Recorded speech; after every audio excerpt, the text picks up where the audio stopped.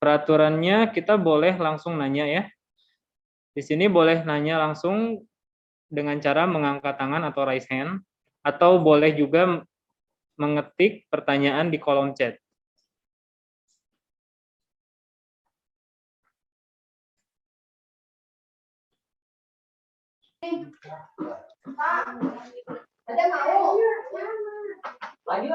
Untuk format pertanyaannya, sebutkan nama dan asal tempat bekerja, dan juga sebutkan juga pertanyaan ditujukan kepada siapa.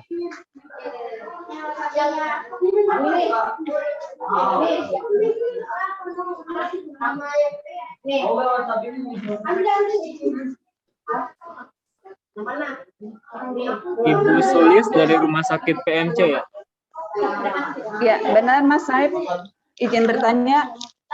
Boleh Bu Sulis? Ya. Mas boleh digabungkan Bu Sulis masuk spotlight? Oh, Bu Sulis, mohon maaf videonya dibuka terlebih dahulu, Bu. Oke, maaf. Soalnya saya juga lagi. Ya. Ya, baik. Ya, Assalamualaikum Ya, warahmatullahi selamat bergabung Bu wabarakatuh. Sulis. Silahkan diajukan pertanyaannya untuk siapa dan pertanyaannya apa. Selamat siang semuanya. Izin bertanya. Yang pertama untuk pertanyaan untuk Pak Hasan. Jika ada dokter di CESMIC itu kan ada ketuanya itu dokter ya, kan ada dokter coding juga. Yang saya tanyakan, apakah dokter tersebut harus mempunyai kompetensi? Itu pertanyaan pertama buat Pak Hasan. Dan pertanyaan kedua untuk Bapak Gandhi, Bapak besar saya, Bapak guru besar saya. Yang saya tanyakan, jika ada kasus pasien kontrol dengan diagnosa multiple open fracture femur dengan kode S72.71, apakah digruper dengan kode S72.71 atau dengan menggunakan kode Z? Karena dari teman-teman verifikator depending dengan menggunakan kode S7271. Dan dia tetap meminta untuk menggunakan kode Z.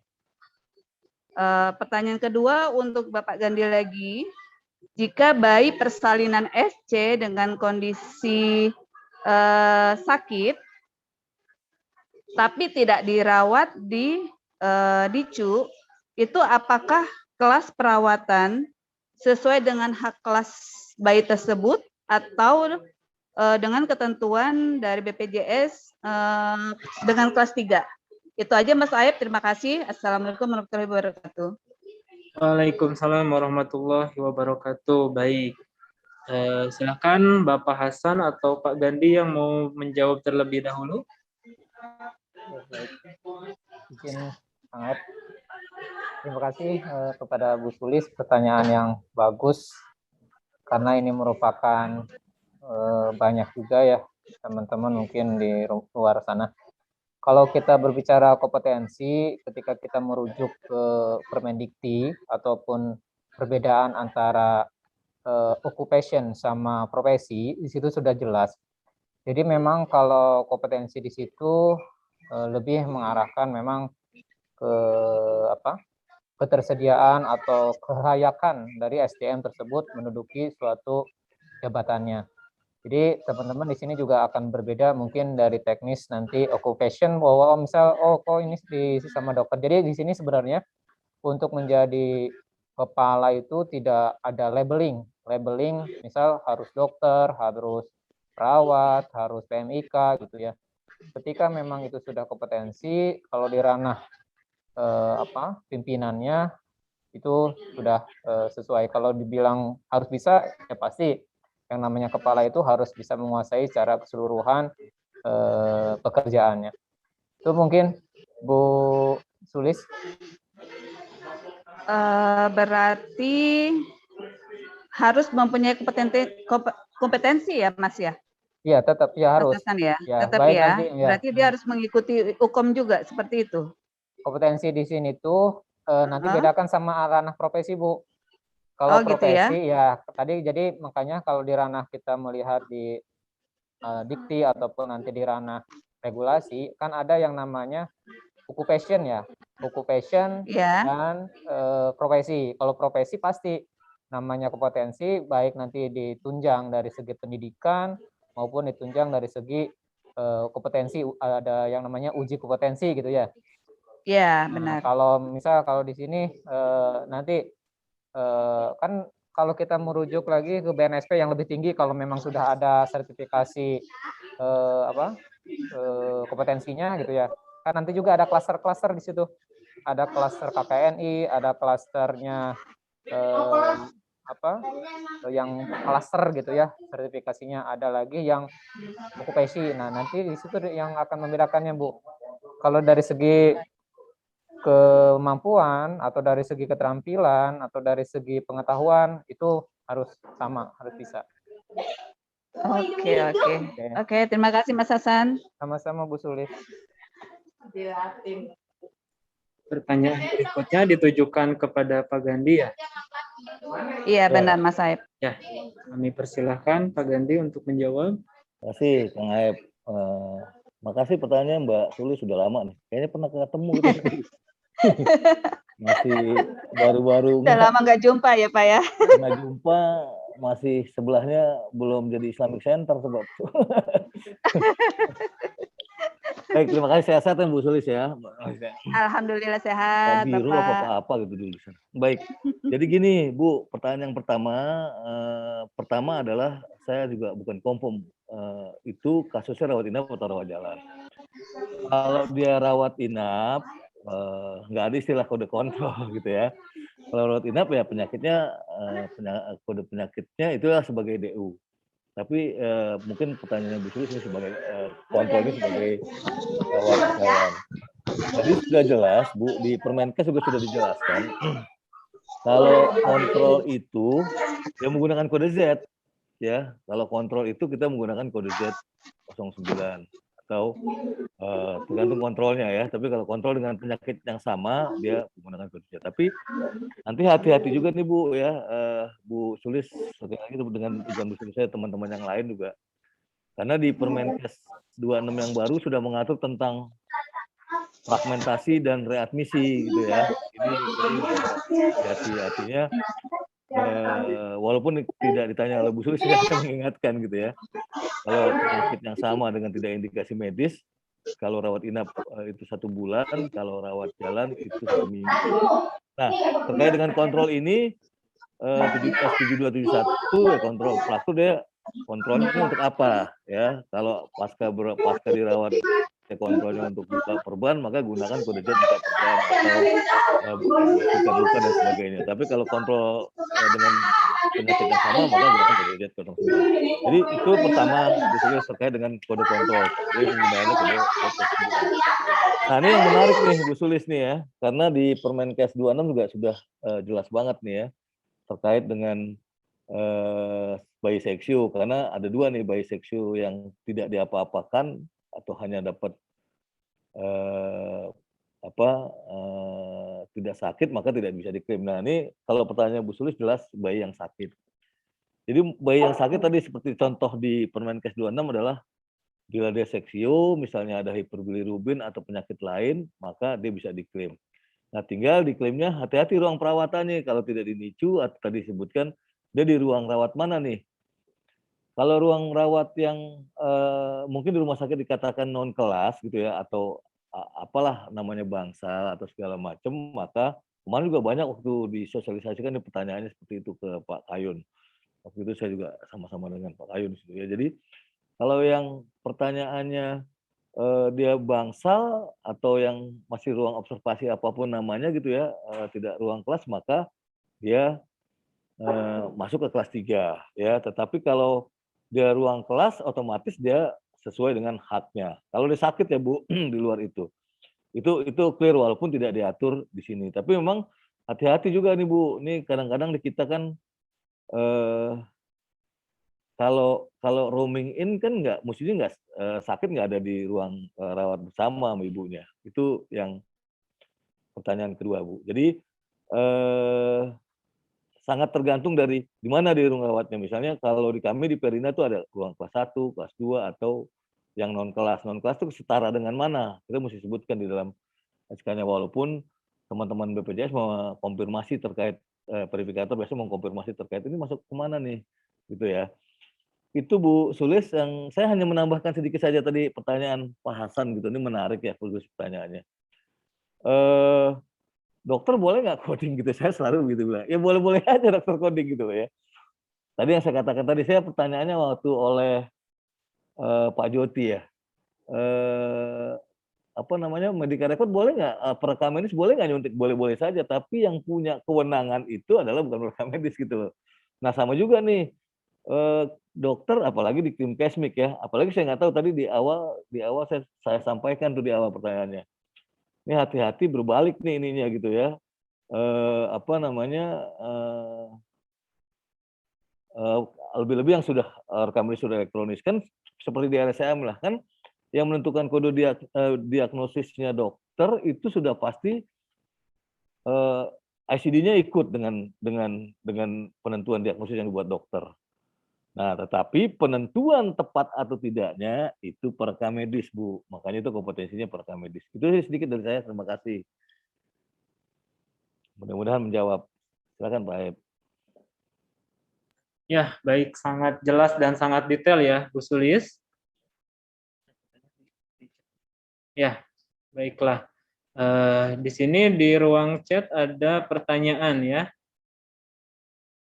Pertanyaannya cukup panjang. Kami dari Rumah Sakit Pelabuhan Cirebon ingin bertanya kepada Pak Gandhi. Pada resume medis rawat inap dituliskan diagnosa utamanya CHF, diagnosa sekundernya HHD dan CAD dan pneumonia. Koder mengkode I11, I25, J18, depending oleh JKN untuk diminta mengkode ulang, yakni I25 sebagai kode utama, sedangkan I11 tidak dimasukkan dengan berdalih I11 sudah include ke I25. Mohon penjelasannya, Pak. Terima kasih. Langsung, Pak. Langsung ya?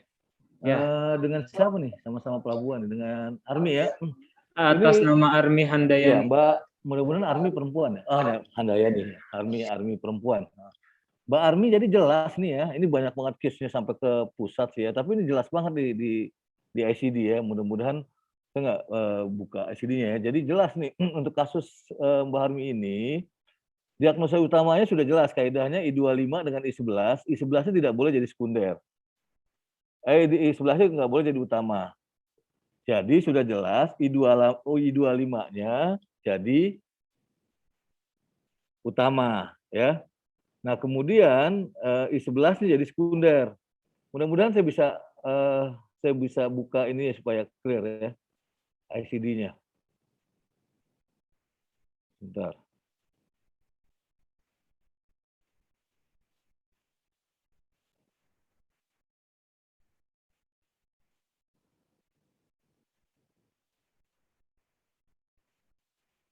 Izin share ya, Pak. Bentar ya. Ini pertanyaan menarik, tapi udah kasusnya udah banyak banget tentang ini. Mana PDF saya? Kelihatan, Mbak? Teman-teman sudah kelihatan ya? Udah ya. Jadi Mbak Army ini gini nih. Ini sudah jelas aturannya dan tadi di mana di BA-nya di BA dan di Permenkes 26-nya juga sebutkan. Kan sudah jelas, ini kasus additional code. Tadi di awal berulang kali, di 26 sudah jelas. Jika ketemu additional code, maka kodenya ditambahkan di sekunder. Jadi sudah jelas, I20 sampai I25, ini nggak boleh I10 sampai I15 jadi utama. Ya tadi baru sudah kontak itu. Jadi untuk kasus ini, I25-nya jadi utama, I11-nya jadi sekunder, nah itu sebagai use additional code. Jadi I11-nya ditambah sebagai kode utama. Hanya dipastikan, sekali lagi hanya dipastikan, disyaratkan I11 itu kodenya sesuai dengan BA harus menggunakan EHO untuk dapat kode CHF-nya gitu ya. Ya, bukan I11-nya. CHF dengan hipertensi kan jadi I11 itu. No. Saya pikir itu jelas banget ini ya. Jadi ini yang benar ya. Jadi I11 sebagai kode sekunder. Terima kasih. Ya, baik. Terima kasih Pak Gandhi. Penjelasannya sangat detail dan luar biasa ya. Semoga Mbak Arni pertanyaannya terpenuhi ya. Di sini udah ada 2 orang yang angkat tangan ya, Mbak Husnul dan juga atas nama Norisma. Tolong dibuka kameranya dulu. Ya, baik. Yang mana nih? Masuk spotlight dulu, Mas. Ya, baik Mbak Husnul, silakan untuk mengajukan pertanyaannya ditujukan kepada siapa dan pertanyaannya apa ya? Iya, baik, selamat pagi. Di sini saya mau izin bertanya ke Bapak Gandhi. Jadi, waktu itu pernah di rumah sakit saya itu kita kode pasien dengan, riwayat penyakit kanker payudara dan di saat perawatan itu dia, keadaannya itu anemia, perlu ditransfusi darah. Nah, jadi sama kita kode, kode kanker payudara yang sebagai diagnosis utama, sama sekundernya itu yang anemia. Tapi dari BPJS-nya itu di-pending atau di-dispute karena alasannya itu DPJP-nya itu bukan, dokter spesialis onkologi, melainkan spesialis penyakit dalam. Pertanyaan saya apakah, kalau kita mau menggunakan kaidah coding, kanker sebagai diagnosis utamanya, apakah harus, DPJP-nya itu dari spesialis konsultan onkologi atau tidak?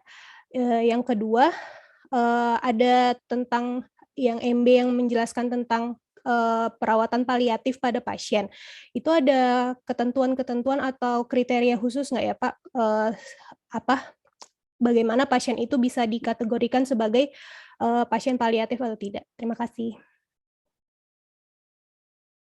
Baik, terima kasih Mbak Husnul pertanyaannya. Mungkin langsung dijawab dulu Pak Gandhi. Baik, makasih. Mbak, tadi saya lupa nih, Mbak Husnul ini dari rumah sakit mana ya tadi? Tengah nanya ya? Ya, tapi nggak apa-apa. Mbak Husnul udah belum bilang.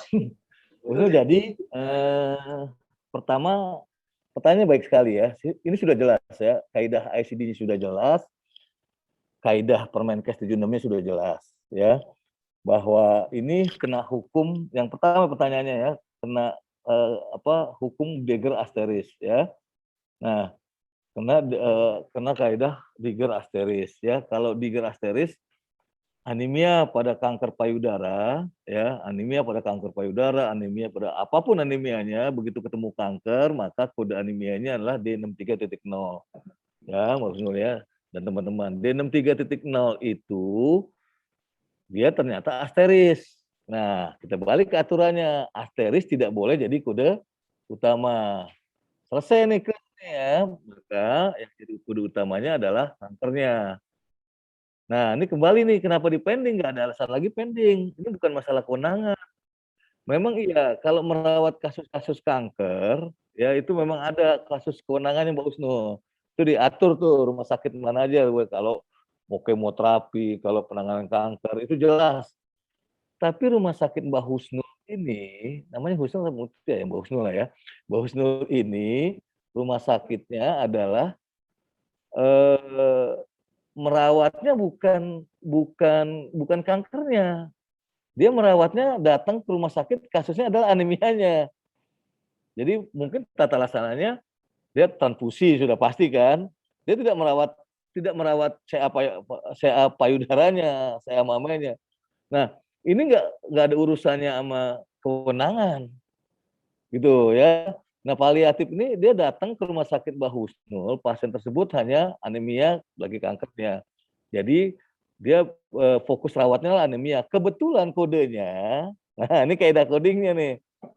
Kebetulan kaidah codingnya kankernya jadi utama karena kena hukum Deger Asteris. Kalau merawat kankernya setuju saya, ya kanker tuh memang ada kompetensinya. Ya mestinya harus ada penyakit dalam home misalnya seperti itu ya. Tapi untuk kasus ini Mbak Husnul ini rumah sakitnya bukan merawat kankernya, dia merawat kasus paliatifnya, artinya merawat anemianya gitu. Setelah anemianya bagus ya dipulangkan gitu kan, seperti itu. Itu yang pertama. Jadi sudah benar untuk kasus ini jelas kode yang utamanya adalah D63.0. Kode utamanya adalah CA payudaranya, kode sekundernya adalah anemianya. Tapi diagnosis dokternya tetap anemia jadi utama, CA payudaranya sekunder, gitu ya. Itu yang pertama. Itu udah clear tuh, udah nggak mau dulu kita panjang lebar tentang BPJS-nya. Yang kedua paliatif di slide itu atau nanti Mbak Nur baca di 26-nya itu sudah diatur tuh tentang kriteria paliatif seperti apa, ada Permenkesnya. Ya. Nah, tadi di slide saya itu sudah diatur tentang apa itu paliatif gitu ya, Mbak Nur, silahkan baca gitu ya, itu paliatif state. Jadi kalau memang dia datang, dia pasien itu paliatif, CA paliatif. Kalau inilah CA payudaranya, dokternya udah bilang paliatif. Tapi fokus rawatnya datangnya karena dia diare kah, atau dehidrasi kah, atau anemia kah, maka fokus rawatnya anemianya. Nah, itu kebetulan anemia tadi kodenya adalah kena kaidah Diger Asteris. Mudah-mudahan jelas nih. Mau sedikit barangkali saya tanya sedikit, Mbak Husnul rumah sakit mana? Di ini lu, Mbak, di Unmute, Mbak. Ya, dari Prikasi, Pak. Rumah sakit Prikasi. Oh, padahal Jakarta juga, mesti udah nggak ini nih. Biasa yang konsul dokter, ada dokter itu. Itu ya Mbak Nur ya, Mbak Husnul ya.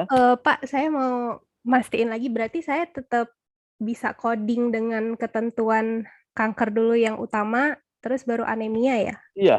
Walaupun tidak ada dokter spesialis konsultan onkologinya. Betul, karena fokus rawatnya bukan kankernya, anemianya. Gitu. Kebetulan kaidah codingnya kankernya jadi utama gitu loh. Tolong bedakan ini. Gitu ya. Yang penting adalah tata laksananya jangan sampai transfusinya nggak di transfusinya anemia tidak ditata laksana, itu yang nggak benar. Gitu ya, Mbak. Iya, baik. Terima kasih, Pak. Jelas ya. Terima kasih. Baik, barusan pertanyaan dari Mbak Husnul dan sudah dijawab juga sama Pak Gandhi. Untuk Ibu Norisma Hayati, tolong dibuka kameranya, Bu. Ya. Silakan, Bu, untuk mengajukan pertanyaannya kepada siapa, dan Ibu dari rumah sakit mana ya, Bu? Baik, terima kasih Bapak Moderator. Saya Norisma Hayati dari Rumah Sakit Abdul Wahab Sahrani, Samarinda, Kalimantan Timur. Izin bertanya untuk Pak Gandhi. Pak Gandhi, pertanyaan saya, tadi kan dari paparan Bapak, Bapak menjelaskan bahwa seharusnya koder itu tidak mengkode apa yang tertulis saja di bagian diagnosa. Jadi saya tanyakan, apakah boleh misalnya si koder ini dia menemukan beberapa macam misalnya sekundernya. Terus mereka itu dikarenakan keterbatasan waktu untuk konfirmasi ke dokter lagi ke DPJP-nya itu kan nanti memakan waktu agak lama. Apakah mereka itu boleh langsung memberikan kode-kode tambahan yang diperlukan, tetapi masih terkait dengan kode utama yang dituliskan oleh dokter tersebut? Itu Pak. Terus untuk pertanyaan kepada Pak Hasan, dari paparan Pak Hasan tadi disebutkan bahwa seharusnya koder itu bukan koder, petugas rekam medis itu selalu meningkatkan kompetensinya, meningkatkan skill-nya. Tetapi ada suatu masalah, misalnya kalau seperti kami di daerah, kami dihadapkan pada masalah regulasi di rumah sakit, di mana misalnya ya tentang kesmik, rekam medik itu sendiri tidak dilibatkan sama sekali dalam tim kesmik. Mereka memang memberikan kode, tetapi untuk kesmiknya sendiri seolah-olah kodenya itu cuma jadi verifikasi oleh petugas kesmik dalam hal ini dokter. Nah, yang saya tanyakan bukan masalah di situnya ya, tapi bagaimana seandainya karena terkait regulasi tersebut di petugas rekam medisnya itu susah untuk meningkatkan kemampuan kodifikasinya. Apalagi misalnya saat ini kan kodifikasi terutama di rumah sakit kami 93% itu pasien BPJS. Harusnya petugas koder itu tuh meningkat pengetahuannya dibarengi dengan adanya Permenkes yang baru terkait BPJS, tetapi karena regulasi tersebut akhirnya itu tidak bisa. Siapa tahu ada sharing, mungkin dulu pernah mengalami hal seperti itu, tetapi akhirnya bisa mendapatkan solusi. Terima kasih.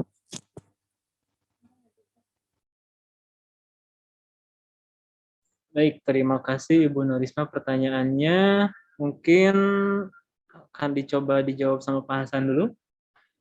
Dan nanti akan ditambahkan sama Pak Gandhi. Silakan Pak Hasan. Oke, baik. Izin sharing saja mungkin karena ini teknis dan temuan juga memang banyak terkait keluh kesah. Kalau saya mungkin di sini memposisikan sebagai ketua DPD-nya ya, Bu Norisma.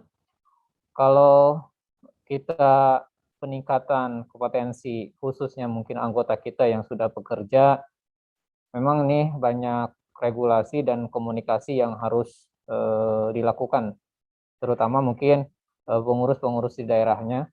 Apakah nanti berkomunikasi mengundang pelayanan kesehatan yang memang ada kekeliruan di dalam penempatan kewenangan, karena kalau kita berbicara tadi kewenangan ya, apalagi teman-teman nakes ini kan ada yang namanya kredensial sekarang ya Bu Norisma. Di situ sudah jelas ranah-ranah dari kewenangan-kewenangan tenaga kesehatan. Ketika memang masih terjadi seperti itu dan kita juga memang di DKI banyak gitu ya, kita ranahnya misal kalau di bawah ranah Dinkes, kita juga melakukan pertemuan atau edukasi gitu ya terkait temuan-temuan di lapangan yang bekerja belum sesuai dengan kewenangannya. Karena sudah jelas baik dari segi pekerjaan ataupun dari segi peningkatan kompetensi, terlebih bagi teman-teman ASN gitu ya. Nah, teman-teman ASN kan sudah jelas, misal dalam 1 tahun itu harus ada pelatihan peningkatan kompetensinya, terlebih bagi teman-teman nakes seperti itu. Untuk teknis mungkin nanti akan disampaikan mungkin sama Pak Gandhi ya. Kalau kami di RSCM sendiri, sebenarnya kami sering melakukan pelatihan internal Bu Norisma. Jadi kita ada pengajuan di mana ini sudah masuk ke rencana anggarannya untuk peningkatan kompetensi di tempat kami bekerja. Misal ada pelatihan untuk coding, pelatihan untuk manajemen, di mana memang untuk peningkatan di ranah kompetensi teman-teman PMIK. Begitu juga dengan dokter. Jadi memang ada pengajuan-pengajuan untuk peningkatan kompetensinya yang sesuai dengan kewenangan. Jadi misal tadi, oh ini coding kewenangannya PMIK, harusnya kan dilibatkan untuk hal pelatihan, baik nanti pelatihan internal maupun pelatihan eksternal. Seperti itu, Bu Norisma. Baik. Lanjut, Pak Ep ya, saya. Iya, langsung Pak. Cepat-cepat. Makasih Mbak Norisma dari mana? Kalsel. Kalsel ya? Samarinda. Oh, Kaltim ya? Sorry, saya Kalsel bilangnya. Mbak Nur, jadi gini, ini menarik ya pertama ya. Sebelum nanti menjawab pertanyaannya, menambahkan yang pasan ya. Pertama ini dulu deh. Yang tadi kan sudah jelas ya, Permenkesnya, kompetensinya sudah jelas. Teman-teman coding jangan cuma dari resumenya, gitu kan? Nah ini sudah dilakukan ya Mbak Nur nih. Ternyata saya sudah yakin dimanapun beberapa kali kita ketemu teman-teman rumah sakit dan kita selalu audiensi beberapa rumah sakit sampai kalau di sana. Nah ketemu nih seperti yang Mbak Nur nih, teman-teman coding ternyata di resume tidak ada, di rekam medis ada. Gitu ya, setelah ketemu sudah jelas Bu, resumenya kan harus ditambahkan. Satu itu. Nah, resume itu kan bukan rekam medis, perekam medis kewenangannya. Jadi kan tidak mungkin teman-teman mengcoding tanpa mencantumkan harus diagnosis lebih-lebih sekundernya, karena tadi sekunder dampaknya ke uang ya, dicantumkan ke resume medis. Jadi tadi apakah tadi begitu ketemu teman-teman rekam medis langsung tulis ke resume medisnya? Nah itu bukan kewenangan tuh, hati-hati. Nah tadi saya yakin tadi Mbak Norisma pasti kesulitan di rumah sakit ya.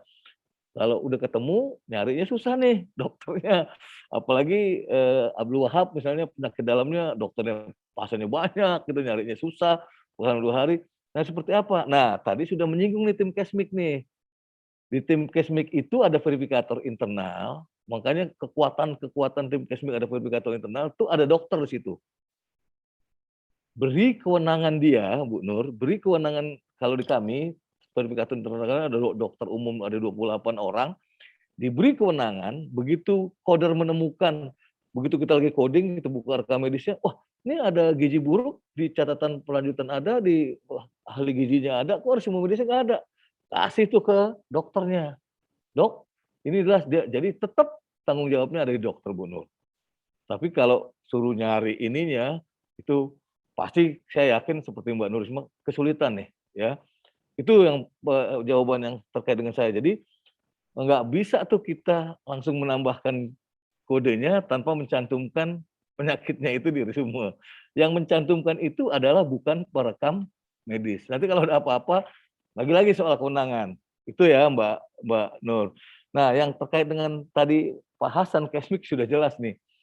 Ya, kalau tadi kan boleh nggak di situ ada dokter mengkoding? Silahkan, nggak apa-apa. Di kami juga karena elektronis dokter yang mengkoding, dengan demikian dia aware tentang ICD. Tetapi penetapan diagnosis yang tepat kewenangannya ada di perekam medis.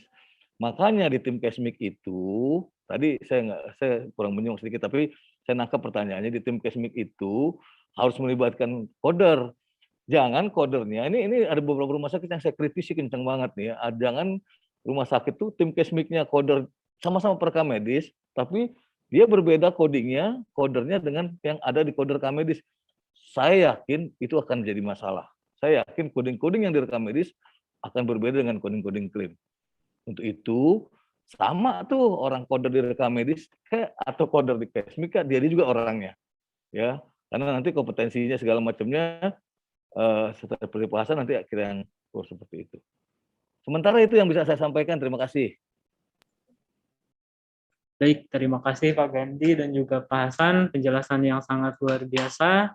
Ini masih ada pertanyaan di room chat ya, dari Stephanie Kaming. Mohon maaf penjelasannya Pak, di SE berita kesepakatan bersama mengenai coding untuk pneumonia J18. Di sana disebutkan syarat hasil radiologi harus disebutkan, infiltrat baru atau progresif. Menurut BPJS, bila tidak ada kata-kata tersebut pada bacaan radiologi, maka tidak bisa dikoding pneumonia. Sedangkan dalam asesmen BPJP, pneumonia dan tata laksana juga sesuai pneumonia. Akhirnya BPJS minta dikoding yang lain yang tidak disebutkan sama sekali dalam status maupun resume medisnya. Apakah hal tersebut diperbolehkan? Terima kasih penjelasannya.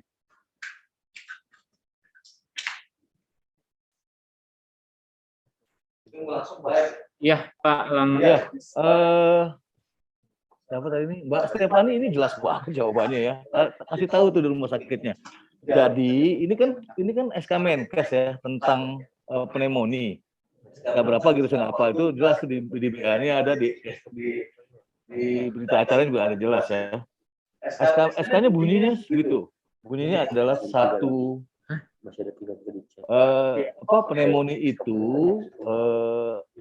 toraksnya itu harus jelas ada infiltrat. Kemudian ada 2 gejala dari 4 gejala medisnya, misalnya ada bronkitis segala macam. Jadi harus, walaupun dokter nulis pneumonia, tapi kalau toraknya tidak menyebutkan infiltrat, sudah pasti ini enggak, karena SK Menkesnya begitu bunyinya. Ya, di saya juga awal-awal begitu. Jadi jelaskan tuh sama dokter-dokter radiologinya kalau memang dia pneumonia, walaupun hasilnya mesti pneumonia, jelaskan di situ harus ada infiltratnya. Ya, jelas kalau tidak ada infiltratnya di toraks fotonya udah nggak bisa tuh pneumonia. Ya, itu SK Menkesnya begitu loh.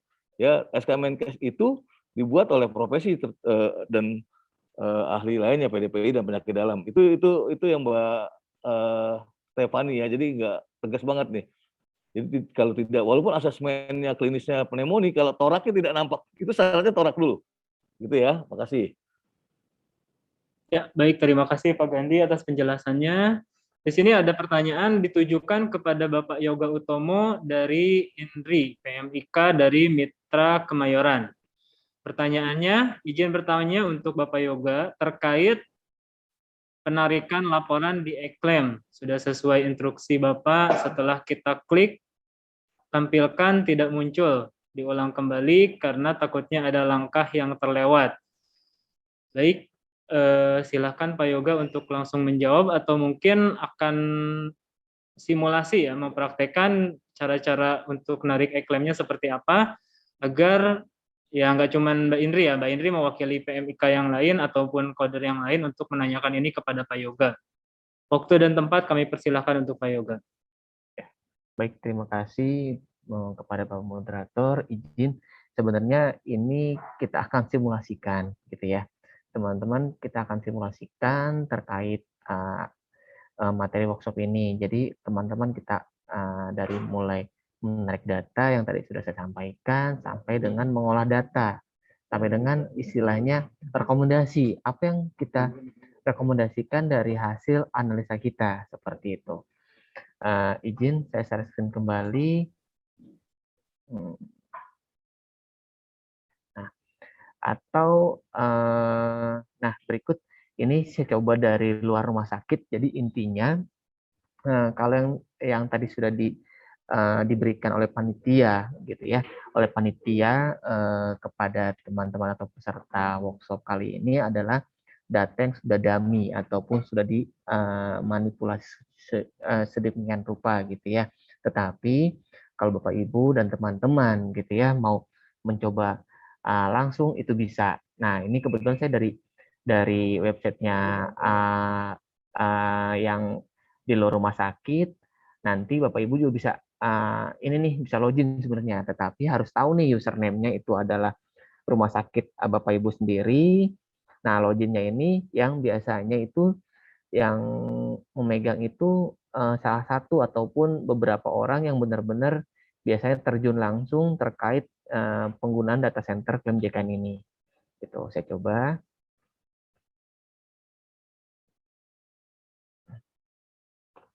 Nih. Nah, seperti ini. Jadi intinya yang tadi saya sudah sampaikan, jadi intinya apa yang akan atau apa yang mau dianalisa gitu ya.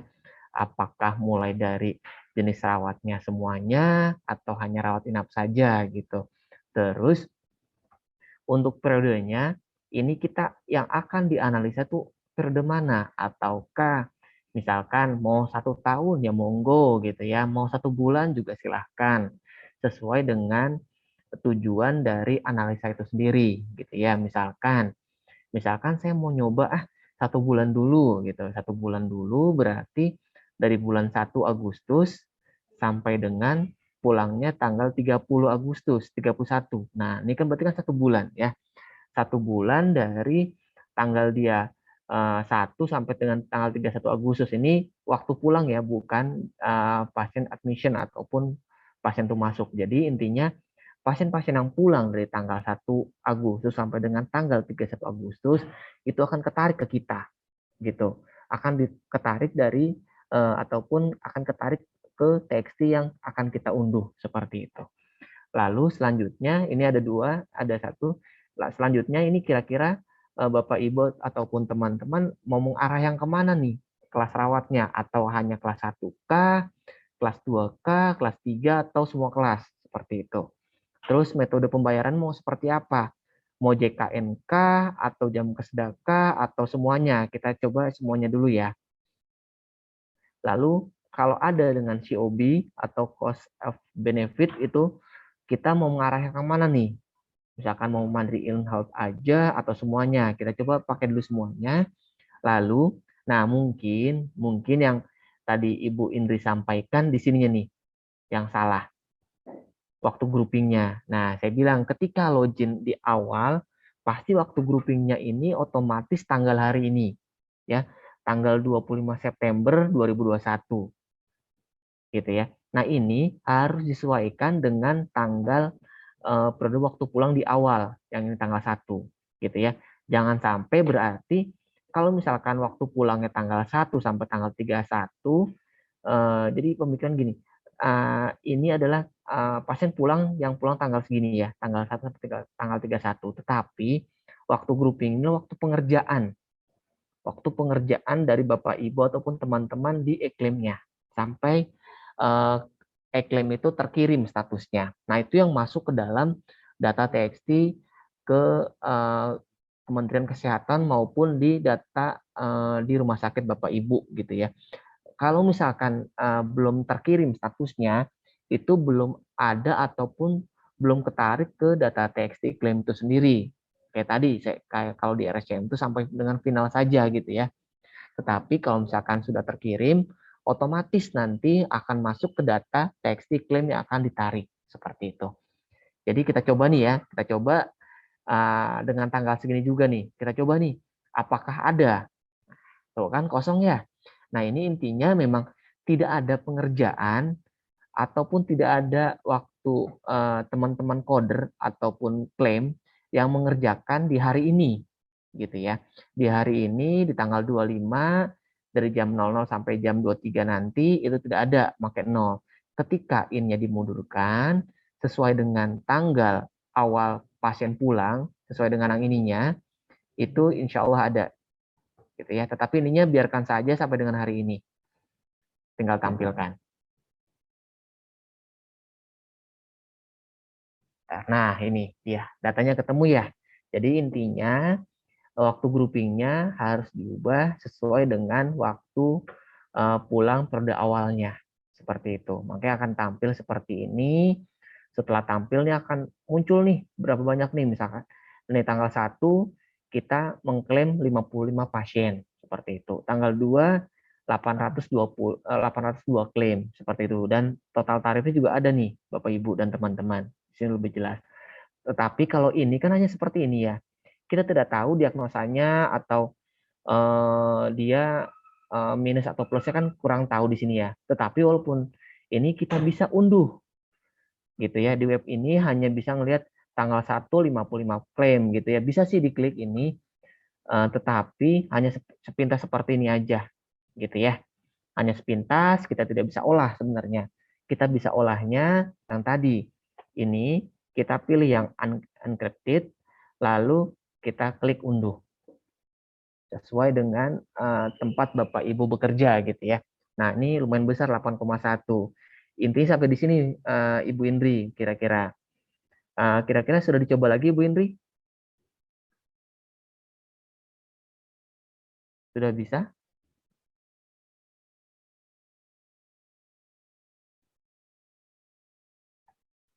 Ya, jadi intinya pertama-tama untuk menarik data Bapak Ibu ataupun teman-teman yang di rumah sakit itu intinya bisa 2 jalan tadi yang saya sebutkan. Pertama adalah jalannya melalui server rumah sakit, dan kedua adalah melalui web dari data center Inasibis itu sendiri seperti itu. Nah, setelah ini selesai, setelah teman-teman unduh, izin saya share screen sedikit terkait yang tadi.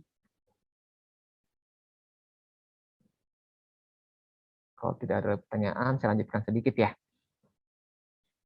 Jadi intinya, masih ada Pak ya?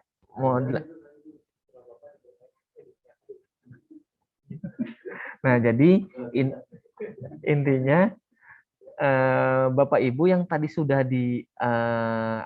yang sudah diunduh, itu kemudian kita buka Excel-nya atau Microsoft Excel-nya gitu. Nah, ini masih dalam keadaan kosong, belum gitu ya. Masih kosong, ini akan kita olah di sini nih, di Microsoft Excel ini. Nah, tapi jangan lupa tadi tuh Ibu ataupun Bapak ataupun teman-teman mengunduhnya, menyimpannya di mana gitu ya. Nanti tinggal pilih setelah terbuka Microsoft Excel-nya, Bapak Ibu ataupun teman-teman tinggal klik yang menu data di sini. Menu data diklik, lalu pilih yang from text seperti itu. Di sini from text lalu akan diarahkan seperti ini. Dicari di mana tempat Bapak Ibu menyimpan file TXT tadi yang telah diunduh gitu. Kalau setelah ketemu, tinggal dipilih saja lalu klik import. Klik import, selesai, akan muncul seperti ini. Tinggal klik aja yang atas yang delimited, lalu masuk langsung ke next. Gitu ya. Stepnya seperti itu, saya ulangi. Jadi dari sini, dari import, tinggal klik import, lalu akan muncul seperti ini Bapak Ibu. Nah ini langsung pilih yang delimited ini, lalu pilih next. Setelah next ini akan muncul seperti ini. Untuk tanggal, karena di awal ini nih, kalau Bapak Ibu lihat, di sini semua general. Semua general. Untuk tanggal, disesuaikan dengan date-nya ataupun apa namanya aturan date-nya, dan begitu pula nanti untuk aturan ICD 10 dan ICD 9-nya kita pakai teks, jangan general ya, seperti itu. Nah, setelah tadi ini muncul, tinggal klik finish. Setelah selesai, klik finish, akan muncul seperti ini Bapak Ibu. Nah, ini akan diarahkan kursor ataupun biasanya ini yang garis-garis ini akan mulai dari situ terbuka data Bapak Ibu gitu ya. Seperti itu. Setelah itu tinggal klik OK, lalu akan muncul datanya Bapak Ibu. Datanya akan muncul seperti ini. Gitu ya. Seperti ini sih. Jadi intinya Bapak Ibu dan teman-teman semuanya coba kalau yang ada laptop ataupun komputernya bisa dicoba sebelum dilanjut ke apa namanya selanjutnya, seperti itu. Sampai di sini ada pertanyaan dulu atau mau dilanjutkan pertanyaan yang lainnya? Gimana?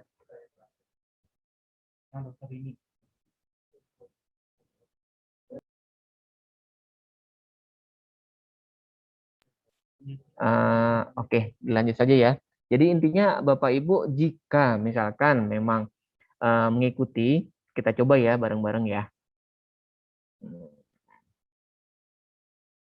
Kita buka Excel-nya di sini. Jika mengikuti silakan, monggo. Kita buka Excel-nya.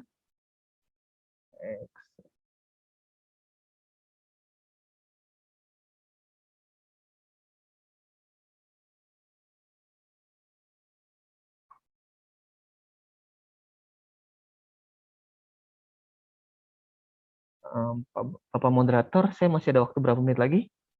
Atau berapa jam lagi? Di sini sekitar 8 menit lagi, Pak Yoga. 8 menit lagi. Wah, kira-kira nyampe nggak ya semuanya? Tapi saya coba salah satu ya. Teman-teman nanti bisa teman-teman ekspor sendiri dengan aplikasi Microsoft Excel ini. Jika nanti misalkan ada kesulitan atau bingung, bisa baik japri sih ataupun bertanya langsung. Nah, ini sudah muncul Bapak Ibu. Jadi intinya kita buka dulu Microsoft Excel-nya yang sudah ada di laptop ataupun komputer Bapak Ibu. Lalu masuk ke menu data ini. Lalu setelah data masuk ke from text. Ya, yang tadi sesuai dengan gambar from text. Ini saya ulangin ya.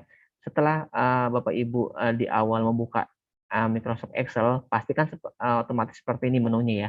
Seperti ini menunya, Bapak Ibu masuk ke menunya yang data. Nah, data ini selesai, Bapak Ibu bisa melanjutkan pilih lagi submenunya ke from text. Nah, ini. Setelah ini apa namanya muncul, pilih data yang tadi sudah diunduh ataupun di-download ya. Jadi misalkan adanya di dokumen atau di folder download itu monggo aja. Atau misalkan adanya misalkan Bapak Ibu sudah downloadnya di kantor gitu, mau mengolah di rumah monggo saja, tapi jangan lupa itu datanya di mana gitu ya. Kalau saya kebetulan ada di flash disk, jadi saya buka flash disk lalu pilih yang sesuai dengan data Bapak Ibu yang akan dianalisa seperti itu. Nah, ini saya buka, klik import. Nah, seperti ini sama seperti tadi yang digambar. Bapak Ibu tinggal klik next. Ini sesuai dengan ini yang di atas, klik next. Ini lalu untuk apa namanya? Ini klik next lagi.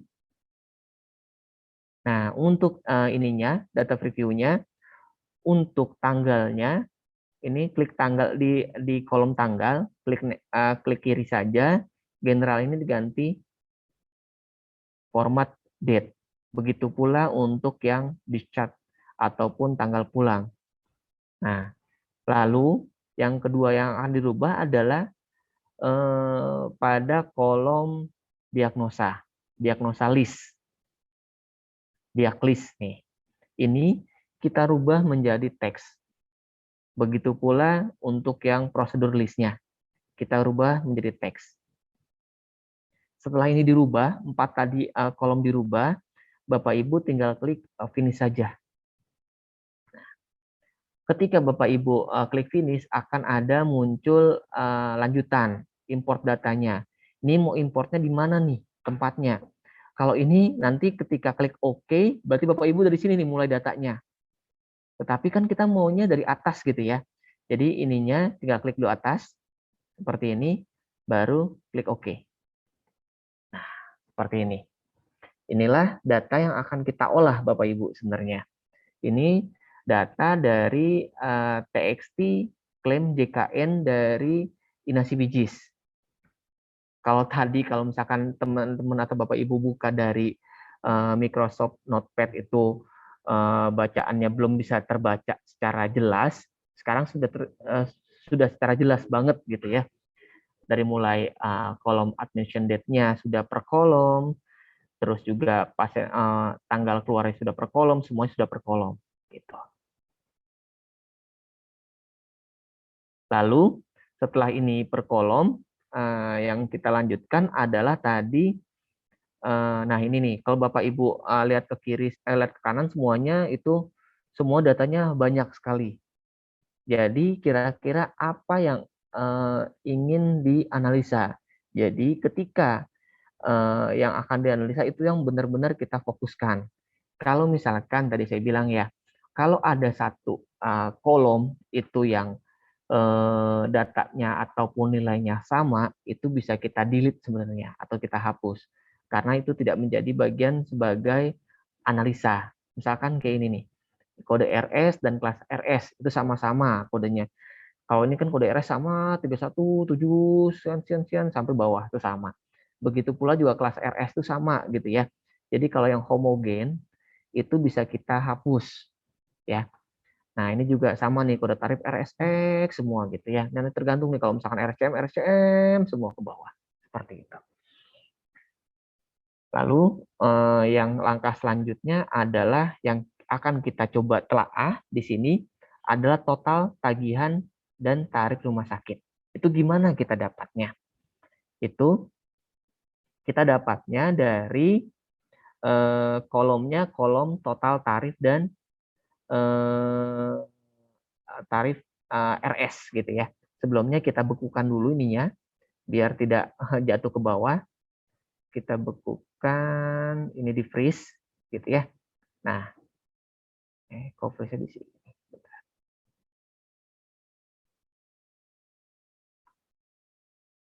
Nah, di freeze. Jadi ketika freeze walaupun ke bawah gitu, yang atas header-nya tidak mengikut teman-teman, Bapak Ibu. Jadi ini kita freeze, setelah itu kita cari kolom untuk yang tarif rumah sakit. Nah, ini. Nah, ini Bapak Ibu. Ini kolom AB dan AC. Ini yang akan kita telaah. Gitu ya, kita warnain biar jelas. Nah, ini yang kita warnain. Jadi, tadi di sini utilisasi reviewnya adalah total tagihan dan tarif rumah sakit. Jadi kita bisa tahu dari mana? Dari sini. Total tarif ini adalah total tarif dari Inasi Bijis, sedangkan tarif RS ini benar-benar pure ataupun asli dari tagihan ataupun billing rumah sakit. Gitu. Setelah itu kita tinggal untuk langsung ke bawah. Ini kan misalkan ada 2.000, ada 3.000 ya datanya. Tinggal Bapak Ibu klik tekan kontrol, langsung tekan panah bawah. Kok datanya udah hilang? Ada yang hilang nih, bentar. Ada yang hilang datanya, Bapak Ibu, maaf. Oh, ada yang hilang ya. Maaf Bapak Ibu, ini datanya ada yang hilang. Jadi baiknya kita sorting dulu. Ini kita sorting. Kita filter, ininya berdasarkan admission aja, gitu ya. Di sini, ini sudah sesuai. Jadi kalau misalkan tadi ada data yang terpenggal, itu biasanya tidak ketarik ya, ataupun ada yang mau data hilang. Jadi Bapak Ibu bisa klik filter lalu di sort saja. Ini karena datanya dummy, ada tadi yang dihapus dan lupa di sorting seperti itu. Tapi kalau misalkan Bapak Ibu itu langsung menarik data, itu biasanya tidak ada yang terpenggal seperti itu. Lalu yang tadi, kolom tadi, yang A, B, dan C, ini kita klik bawah, kontrol ke bawah, nah ini. Nah, disinilah yang kita akan olah untuk mengetahui tarif rumah sakit dan tarif inasi bijis gitu ya. Nah, mungkin Bapak Ibu juga sudah banyak paham penggunaan dari rumus-rumus dari Excel gitu ya. Jadi intinya ini tinggal kita kasih rumus bagaimana cara penjumlahan dari atas tadi, dari kolom 1 sampai dengan sheet ataupun sel 2672 gitu ya. Tapi ada mudahnya, tinggal klik saja di sini, lalu klik yang auto sum. Ketika klik auto sum, otomatis dari atas itu sudah tertarik, gitu ya. Makanya di sini tertulisnya AB2 titik sampai dengan AB2673 gitu ya, sampai dengan sekarang, sampai dengan yang di atasnya. Tinggal kita klik enter saja. Ini. Nah, inilah ataupun tarif inasi bijis yang ditagihkan pada bulan, misalkan bulan Agustus gitu ya. Sedangkan tarif rumah sakitnya berapa sih Bapak Ibu? Rugi atau untung gitu ya. Nah, itu bisa kita lihat sama seperti tadi. Kalau tadi kan pakai rumus, ini tinggal kita tarik seperti ini aja Bapak Ibu. Ada dua cara sebenarnya. Nah, seperti ini.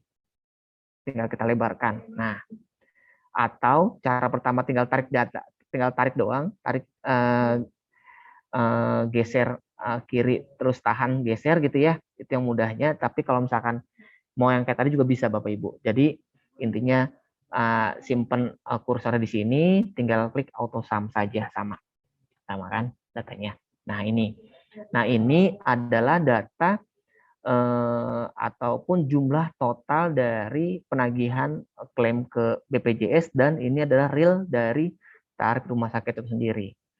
Kita bisa bandingkan, kita bisa kurangkan, kira-kira ini tarifnya untung apa rugi ya, misalkan seperti itu. Pengen tahu nih sebenarnya, tinggal kita kurangkan saja tarif dari klaim itu sendiri, tinggal dikurangin dari tarif dari billing rumah sakit. Nah, ini ternyata pada bulan ini, misalkan bulan Agustus, mengalami kerugian. Berapa kerugiannya? Kalau kayak gini belum tahu ya berapa ratus gitu ya. Kita tinggal klik edit saja, klik kanan, tinggal kita ke format cell saja.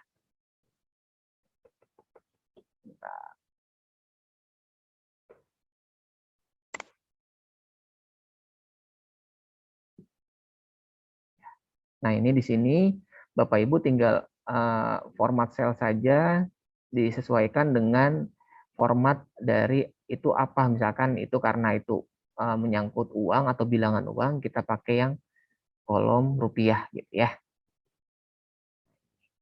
Nah, ini ternyata ada kerugian sebesar 8M ya ini ya. 8M nih rumah sakit pada bulan, misalkan bulan Agustus. Nah, itu bisa kita tahu dari hasil olahan pertama. Seperti itu. Jadi, TXT atau data klaim ini bisa tahu nih, walaupun misalkan dari SIM RS rumah sakit juga bisa mengetahui, tapi lebih real time-nya adalah ini, seperti itu. Sampai di sini untuk tarif dari total klaim, ada yang ingin ditanyakan? Atau ada yang mengikuti, kira-kira jelas?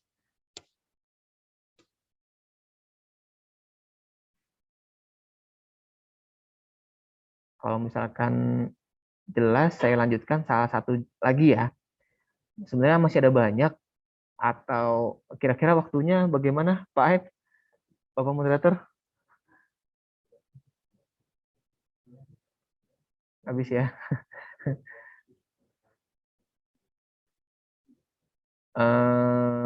Sebenarnya ada banyak, ada beberapa yang saya ingin coba teman-teman telaah dan analisa kembali terkait seperti level, rata-rata lama rawat, itu bisa teman-teman baca sendiri sebenarnya di sini. Tapi kita coba satu lagi yang ini benar-benar terkait coding sebenarnya. Terkait coding, yaitu nah di sini nih evaluasi coding. Nah ini terkait kode-kode gabung misalkan ini sudah sesuai dengan di BA juga, di berita acara juga ada, dan begitu pula di mana di ICD gitu ya, di pakemnya ICD sudah jelas ini mengatur adalah kode gabung seperti itu.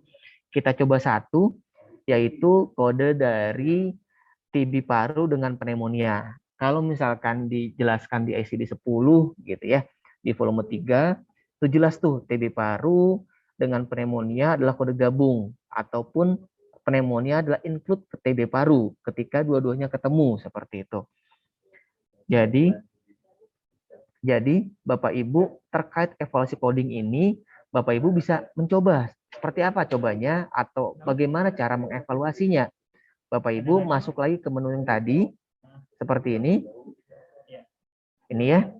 Lalu tarik ke atas dulu. Nah, di sini kita mainnya adalah di diagnosalis Bapak Ibu dan teman-teman. Jadi di diagnosalis ini kita akan telaah nih hasil-hasil kode-kode gabung tadi yang sesuai dengan BA atau berita acara, ataupun misalkan banyak yang teman-teman atau Bapak Ibu di rumah sakitnya terpending gitu ya. Bagaimana untuk lanjutannya seperti itu. Jadi kita coba, kita manfaatkan menu dari filter itu sendiri gitu, sama kayak tadi. Jadi Bapak Ibu masuk ke menu filter, nih sampai ada panah gini, kalau belum ada berarti filternya belum nyala, ini Bapak Ibu nih yang ini. Jadi Bapak Ibu misalkan masih kayak gini ya, Bapak Ibu bisa klik ininya di atas, di blok yang paling atas headernya, lalu masuk ke submenu filter. Seperti ini. Nah ini, seperti ini sudah selesai, Bapak Ibu langsung klik yang tanda panah di kolom diagnosalis gitu ya, atau diaglis gitu ya. Ini, lalu Bapak Ibu masuk ke text filter, lalu ke konten. Nah ini, nah kontennya adalah tadi apa? Tadi kontennya ada TB paru dengan pneumonia. Jadi Bapak Ibu atau teman-teman bisa lihat dulu kode TB paru dan pneumonia itu berapa. Baru kita masukkan atau kita tulis di sini. Karena nggak mungkin kita tulis TB paru gitu ya. Karena di sini adanya memang kode ICD-nya, bukan dari deskripsi ICD itu sendiri gitu ya.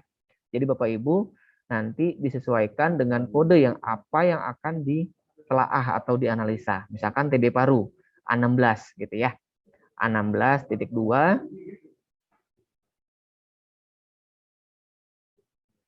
lalu ketemunya dengan pneumonia gitu ya. Konten lagi di sini Bapak Ibu, lalu ketik J18. Sebenarnya pneumonia ini banyak Bapak Ibu, dari J11, J12, J13 gitu ya. Itu semua pneumonia, makanya kita lepas saja 8-nya. Jadi cukup J1. J1 itu berarti mengibaratkan sistem ini membaca dari J10 sampai dengan J18 ataupun J19. Gitu, berbeda ketika nanti sudah ketemu lagi dengan bronkitis J20 misalkan. Berarti ketika dia J20 sampai dengan J29, ini cukup J2 saja gitu ya. Gitu. Tetapi ketika dia dengan pneumonia karena J-nya dari J11 gitu ya sampai J19, kita pakai J1 saja, cukup sampai di situ. Kita klik OK. Nah, ketemu nih Bapak Ibu. Nah, ini ketemu Bapak Ibu. Jadi inilah temuan-temuan ataupun telaah-telaah yang sekiranya menjadi potensi pertama potensi pending, kedua potensi dari fraud atau kecurangan itu sendiri. Kalau misalkan tidak tahu berarti kita reedukasi gitu ya, codernya maupun dari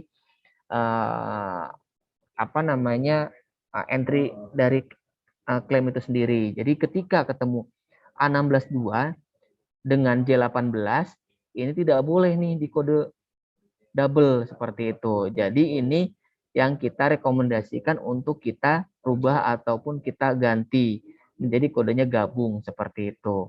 Tapi ini kita laporkan dulu. Jadi dalam kode RCM itu dalam 1 bulan kira-kira berapa banyak kode-kode yang sesuai dengan peraturan dan BA itu ada berapa yang temuannya, yang itu akan kita perbaiki. Jadi untuk kedepannya kita akan sosialisasikan ulang atau reedukasi ulang terkait kode-kode yang masih terjadi gabung, seperti itu. Mungkin itu yang bisa saya sampaikan. Intinya tadi Bapak Ibu bisa olah datanya, ini bisa lihat seperti levelnya seperti apa nanti, terus juga ini juga ada ininya, ada langkah-langkahnya, Bapak Ibu juga bisa lakukan. Jadi intinya bisa menggunakan pivot table juga. Jadi selain tadi yang rumus, bisa menggunakan pivot table untuk kita mengolah data dari TXT klaim JKN itu sendiri. Seperti itu. Ini untuk kayak rawatnya. Bikin saya screen aja deh sebentar. Bapak moderator sebentar lagi ya.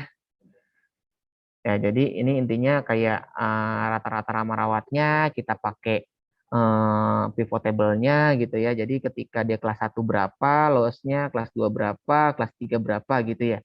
Ini juga bisa disandingkan dengan dokter yang merawat tadi. Misalkan dokter A itu merawat rata-rata lama rawatnya berapa length of stay sih, misalkan outflow-nya berapa sih rata-ratanya, seperti itu. Itu bisa menggunakan pivot table gitu. Lalu ini rata-rata, ini tadi yang seperti level, jadi bisa diketahui misalkan level 1 berapa, level 2, level 3 berapa gitu ya. Lalu ini misalkan, nah ini nih, ini ketika dokter yang merawat dengan negatif list tarif rumah sakit ataupun tarif inasi bijis gitu ya. Jadi awalnya teman-teman atau Bapak Ibu itu menggunakan pivot table di sini nih sebelah kiri, lalu di copy paste ke value-nya saja, nilainya saja, baru dikurangin. Seperti itu. Jadi misalkan Dokter Rahmat ini ternyata menyumbang negatif list terbanyak nih, sebanyak 5M misalkan, seperti itu misalkan gitu. Nah, ini apa yang harus dibuat perencanaannya, atau misalkan ditelaah kembali resume medisnya apakah sudah sesuai dengan kelengkapannya, dari diagnosa sekundernya dan lain sebagainya, seperti itu. Nah, ini tadi sudah kode gabung. Ini aktifkan filter ya Bapak Ibu. Nah, ini juga bisa dengan bintang ataupun tadi konten dua-duanya, seperti itu. Ini evaluasi menggunakan ventilator. Jadi intinya ventilator juga ketika dia 9672, otomatis kan kalau 96 jam itu harus 4 hari ya, atau lebih dari 4 hari. Sedangkan nanti Bapak Ibu bisa telah kembali jadi 2 filternya. Pertama filter dari prosedur list dari 9672 dan dari loss-nya. Loss-nya yang kurang dari 4 hari gitu ya.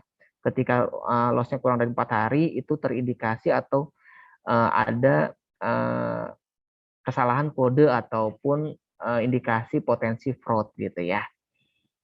Ini evaluasi readmisi, nanti Bapak Ibu juga ketika readmisi ini yang kencang sekali yang sudah digalakkan di Permenkes 26, intinya Bapak Ibu dalam 1 bulan misalkan, kan ketika 1 bulan itu dalam Permenkes itu kan jelas ya dijelaskan readmisi itu dalam 1 bulan itu tidak boleh ya, tetapi ada kasus-kasus tertentu yang dibolehkan, misalkan kasus kronik atau kegawat daruratan ya. Tetapi kalau misalkan Bapak Ibu ingin melihat potensi admisi, Bapak Ibu bisa mensortir nih, mensortir seperti apa?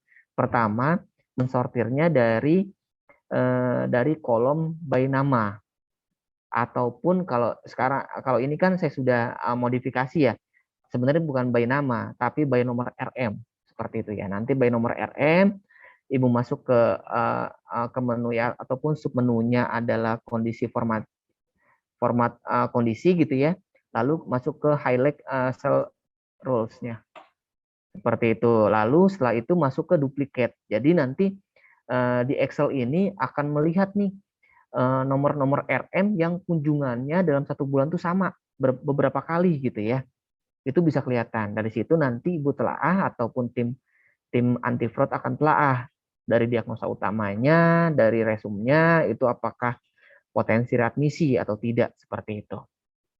Nah, ini ketika ada potensi ini tinggal setelah selesai tadi kondisi atau format kondisi, Bapak Ibu tinggal klik filter by color. Jadi by warna gitu ya. Jadi nanti kelihatan ini nih yang potensi readmisi. Ketika dia berwarna merah muda ini berarti dia berpotensi readmisi atau berulang kunjungannya. Nah, mungkin seperti itu aja Bapak Ibu yang sudah saya sampaikan. Kurang lebihnya saya mohon maaf, saya akhiri, saya kembalikan ke moderator. Assalamualaikum warahmatullahi wabarakatuh. Waalaikumsalam warahmatullahi wabarakatuh. Terima kasih Pak Yoga sebagai pemateri ketiga. Ya, terima kasih kepada ketiga pemateri yang luar biasa dan tentunya semakin memperkaya wawasan kita semua. Hadirin yang saya hormati, demikianlah pemaparan materi yang telah disampaikan oleh narasumber kita pada acara workshop kita hari ini. Luar biasa sekali penyampaian materi yang detail serta sangat mengedukasi bagi kita semua. Pertanyaan pada kolom chat yang tidak kami bacakan sudah dijawab oleh narasumber kami. Jika ada pertanyaan yang belum kami jawab, kami mohon maaf. Luar biasa sekali antusiasme dari sahabat Coder dan juga detail jawaban dari para narasumber. Sahabat Coder, link post-test sudah kami share, maka kami persilakan untuk sahabat Coder semua mengisi post-test yang telah kami persiapkan. Hadirin sekalian, demikianlah acara workshop kali ini yang membahas tentang peningkatan kompetensi kodifikasi penyakit dan tindakan, serta evaluasi data TXT klaim JKN. Sertifikat akan dibagikan dalam waktu H+7 hari kerja. Para hadirin sekalian, sekali lagi kami mengucapkan terima kasih kepada para narasumber dan juga seluruh hadirin yang telah berpartisipasi dalam kegiatan workshop kali ini. Akhir kata, saya undur diri. Semoga kita dapat bertemu lagi dalam acara workshop lainnya. Sebelumnya, mari kita sama-sama melakukan sesi foto. Dimohon untuk semua sahabat Coder untuk mengaktifkan kameranya. Ini ada sekitar 3 slide ya yang akan kita screenshot. Mohon dibuka kameranya untuk slide pertama. 1, 2, 3. Ya, berikutnya slide kedua. 1, 2, 3. Untuk slide yang ketiga, yang terakhir. 1, 2, 3. Parisan.